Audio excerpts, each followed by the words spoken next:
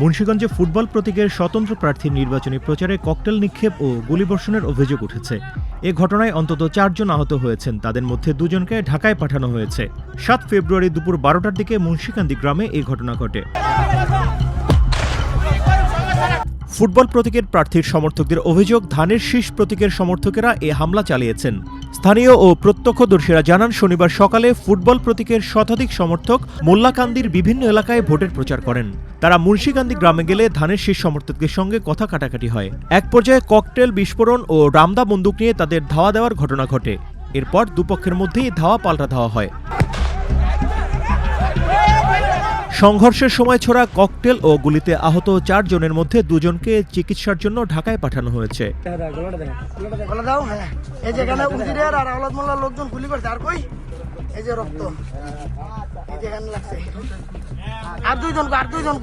ঘটনার সঙ্গে জড়িতদের গ্রেপ্তারে পুলিশ অভিযান চালাচ্ছে।